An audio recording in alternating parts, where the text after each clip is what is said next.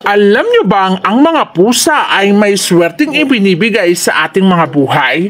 Ito ay magical na maituturing. Sabi nga nila, kapag ikaw ay nagtatrabaho, may negosyo o kahit anuman ang ginagawa mo, magdala ka lamang ng pusa sa trabaho, sa negosyo at tiyak ito ay uunlad. Kapag naman nakita mo ang pusa na dinidilaan nila ang kanilang mga sarili, ibig sabihin may paparating kang bisita na magbibigay sa iyo ng swerte.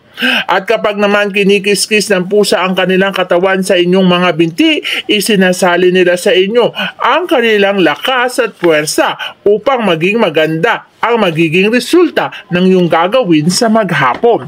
Kapag naman nakita mo ang pusa na nasa labas ng iyong pintuan at nakatayo, itinatanggal nito ang mga negatibong enerhiya at itinatapon nito palayo sa iyong tahanan. Napakahusay ng pusang magbigay ng positibong enerhiya at napakahusay din nilang magtanggal ng mga negatibong enerhiya kung kaya't ang iyong tahanan ay safe o kaya naman ay ligtas sa mga espiritong ligaw na hindi natin nakikita. Dahil kapag nakita mong ang mga pusa na yan ay nagpapaikot-ikot sa loob ng iyong tahanan, ibig sabihin lamang nito na nararamdaman niya na ang mga negatibong enerhiya ay nasa kapaligiran lamang. Kaya naman madalas ay nag-i-stay sila sa labas ng pintuan upang alisin ang mga negatibong enerhiya na yan at pupunta sila sa isang lugar kung saan doon naman nila itinatapon ang mga negatibong enerhiya.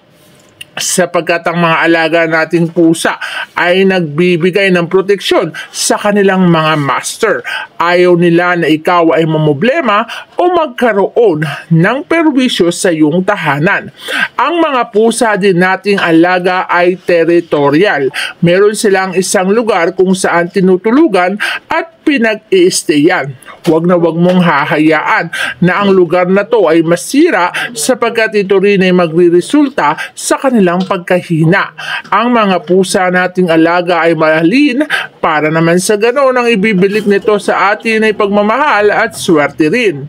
Huwag na huwag mong tatadyakan o sisipain ng ating mga alagang pusa. Kapag kasi ginawa mo to, ikaw ay magkakaroon ng rayuma na hindi nagagaling kahit kailanman. Huwag mo ring hahayaan na tinatapak-tapakan ang mga buntot ng pusa sapagkat ang mga buntot niyan ay nagbibigay ng kaswertihan sa ating mga buhay habang tayo ay nag-aalaga ng pusa. Kapag ito ay iyo lamang tinapakan, magdudulot ito ng matinding kamalasan. Ganun din naman sa kanilang mga bigote. Huwag na huwag mong hihilahin o di naman kaya ay gugupitin. Sapagkat kapag ginupit mo ang mga bigote ng pusa na yan, isang bigote ay katumbas ng isang taong kamalasan. Dahil ang mga pusa, ang lakas nila ay nasa bigote nila. Maaari din itong magdulot ng panghihina o pagtutulog nila maghapon magdamag sapagkat sila ay nanghihina dahil nga ginupit mo ang kanilang mga bigote at ito naman ay magre-resulta sa tao ng kamalasan kung sino man ang gumupit sa bigote na yan. Tandaan natin ang mga swerteng ibinibigay sa atin ng ating mga alagang pusa ay hindi basta-basta. At ang swerte na yan ay dumidepende sa uri at kulay nila. Napakaswerte ng orange para sa negosyo. Swerte naman ang puti para sa fertility o peace of mind sa loob ng tahanan.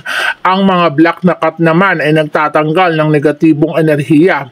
Ang mga pusang may tatlong kulay naman ay nagbibigay ng katuparan ng ating mga kahilingan. Kung meron ka namang puting pusa, prosperity and abundance, peace and fertility ang ibibigay nito sa inyong tahanan. Mahusay din ang mga puting pusa para makaramdam ng negatibong enerhiya at kaya din nila itong alisin sa iyong tahanan katulad na lamang ng kulay black na pusa. Alam mo bang ang mga alaga nating pusa ay maaari ring magbigay ng katuparan ng ating mga kahilingan? Kapag meron kang kahilingan ay ibubulong mo lamang dito pag uwi mo ng bahay. Araw-araw mong gawin na bulungan ng kahilingan ang iyong alagang pusa at bawat kahilingan na yan ay magkakaroon ng katuparan. Kung gusto mo naman na mabilisan o agarang pagtupad ng kahilingan, kung merong mga balahibo na nalaglag sa sahig ang iyong mga alagang pusa, ay agad mo tong kunin at ilagay o isama sa iyong pabango. Iwisik mo ang pabango na yan sa iyong katawan na kung saan nasa loob nito ang balahibo ng pusang iyong inaalagaan. Pagkatapos nito ay maaari itong magbigay sa iyo ng malupitang swerte, mapanegosyo, mapatayaan o di naman kaya ay kung anuman ang mga bagay na ginagawa mo. Sapagkat ang mga pusa, ang mga balahibo nila ay nagbibigay din ng swerte sa ating mga buhay.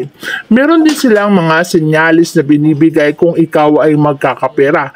Kapag ang mga pusa na yan ay laging nakaabang sa ating pag-uwi, nakasilip sa bintana o sa pintuan, abay nagpapahiwatig yan na may darating sa iyong kaswertihan. Lalo na nga't kung ang alaga mong pusa ay ayaw nang humiwalay at palagi namang nakadikit sa iyo at laging nakalingkis at ayaw humiwalay, ibig sabihin ikaw ay nalalapit na sa matinding pagyaman o pagpasok ng kaperahan sa iyong buhay. Ang mga pusa natin ay binibigyan din tayo ng proteksyon, lalo pa nga at kapag aalis tayo ng bahay at sila ay humarang sa ating mga daraanan na para bagang ikaw ay pinipigilan. Dahil nga mahal ka ng iyong alagang pusa, ay pinoproteksyonan ka nila at ayaw nilang may maganap o may mangyari sa iyong buhay. Kaya kanila pinipigilan dahil malakas ang sense ng mga pusa nating alaga. Nararamdaman nila kung merong mangyayari na hindi maganda sa kanilang master. Kaya naman paglabas pa lang ng pintuan ay hinaharangan na nila para mapigilan nila ang pagdaloy ng negatibong enerhiya nang sa ganon mapigilan nila ang kamalasan na maaaring mangyari sa kanilang mga master. Ganyan tayo kamahal ng ating mga alagang pusa. Bukod sa swerteng dala nila, proteksyon at pagtanggal ng enerhiya ay ibinibigay din ng mga alagang pusa sa atin. Kaya naman pakamahalin, alagaan at proteksyonan din natin ang ating mga alagang pusa. Lalo na kung ligaw na pusa na yan, kapag ikaw ay nag-ampon, ang daming ibinibigay nitong swerte sa iyong buhay. Siksik, liglig at nag-uumapaw. Kapag binigyan mo ng mahusay na magmamahal at pagkalinga ang mga alagang pusa na yan, ay ibabalik niya sa iyo ng triple ang pagmamahal na ibinibigay mo sa kanila. Kaya napakahusay na mag-alaga ng pusa para ang swerte ay maging panghabang buhay sa atin. Kaya't ano pang hinihintay nyo? Mag-alaga na kayo ng pusa para ang pusa ay magbigay ng swerte sa iyong buhay.